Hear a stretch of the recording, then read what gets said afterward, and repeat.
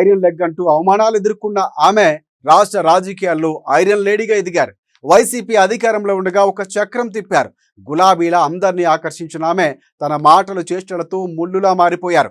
ఒకవైపు అభిమానులు, అంతకు మించిన సంఖ్యలో శత్రువులు పెంచుకున్నారు. వెండి తెర నుంచి పొలిటికల్ సర్కిల్ వరకు అత్యంత ఆకర్షణీయంగా సాగిన ఆమె జర్నీ ఇక కొనసాగే అవకాశం ఉందా? పరిస్థితి కనిపిస్తుందా? అద్భుతమైన పొలిటికల్ కెరీర్ అర్ధాంతరంగా ముగించాల్సిన పరిస్థితి ఎందుకు వచ్చింది? Let's watch the story.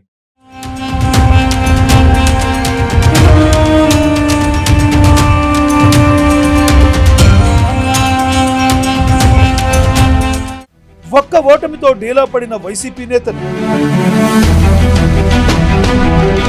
Fan లీడర్లకు కరువైన ఆదరణ, వైసీపీలోనే శత్రువులను పెంచుకున్న రోజా, పార్టీ నేతలను వదిలి ఫ్యామిలీ వారికి ప్రాధాన్యత, ఓటమితో కనిపించకుండా పోయిన రోజా, పార్టీ కార్యక్రమాలకు దూరంగా ఉంటున్న రోజా పొలిటికల్ కెరీర్ ముగిసినట్లేనా? ఒక్క ఓటమి వైసీపీ నేతల రాజకీయ భవిష్యత్తును ప్రశ్నార్థకం చేసింది. ఇంట్లో ఉండలేరు, బయట తిరగలేరు. 5 ఏళ్లు అధికారంలో వారు వ్యవహరించిన తీరే ప్రస్తుతం వారిని ఈ పరిస్థితికి తీసుకొచ్చిందంటున్నారు. అధికారంలో ఉన్నప్పుడు పద్ధతిగా వ్యవహరించి ఉంటే ఈరోజు ఓటమి పాలైన ప్రజల్లో ఒకంత సానుభూతి ఉండేదని అంటున్నారు. రాజకీయాల్లో ఫైర్ బ్రాండ్గా ఉన్న సినీ నటి, మాజీ మంత్రి రోజా నగరి శాసనసభ స్థానం నుంచి 2004లో టీడీపీ తరపున పోటీ చేసి 5,000 పైచిలుకు ఓట్ల తేడాతో ఓటమిని చవిచూస్తుంది.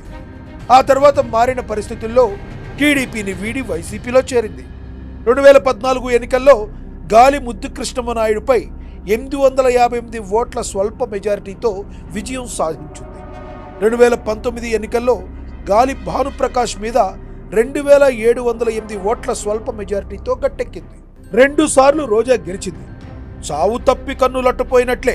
అయితే వైసీపీ ప్రభుత్వంలో మంత్రిగా పనిచేసిన రోజా వైసీపీ పార్టీలోనే శత్రువులను పెంచుకున్నారు. తన కోసం కష్టపడిన నేతలు, కార్యకర్తలను గాలి కొదిలేసి నియోజకవర్గంలో కుటుంబ పెత్తనానికి ప్రాధాన్యం ఇవ్వడంతో ఈ ఎన్నికల్లో టీడీపీ అభ్యర్థి గాలి భానుప్రకాష్ చేతిలో ఏకంగా 45,004 ఓట్ల భారీ తేడాతో ఓటమి చవిచూసింది. ఓటమి తర్వాత నియోజకవర్గంలో ముఖం చూపలేని పరిస్థితికి రోజా వచ్చింది. ఇప్పటి వరకు నియోజకవర్గంలో కేవలం 2 సార్లు మాత్రమే బయటకు వచ్చింది. అధికారంలో ఉన్నప్పుడు సోదరులు, భర్త జోక్యం మితిమీరడంతో పార్టీ క్యాడర్ అంతా రోజాకు దూరమైంది.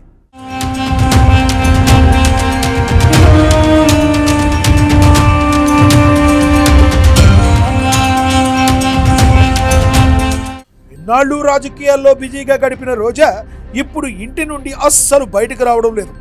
కుటుంబ సభ్యులతో విహారయాత్రలు, గుడులలో పూజలకు మాత్రమే పరిమితమైంది. నియోజకవర్గంలో ఏ కార్యక్రమానికి పిలిచేవారు కూడా కరువయ్యారని అంటున్నారు. ఇటీవల తమిళనాడులోని ఓ ఆలయంలో రోజా ప్రవర్తించిన తీరు కూడా ఎంతో వివాదాస్పదమైంది. తమిళ మీడియా సైతం రోజా చర్యను ఎండగట్టింది. రాజకీయంగా సైలెంట్గా ఉంటున్నప్పటికీ వివాదాలు రోజాని వెంటాడుతూనే ఉన్నాయి.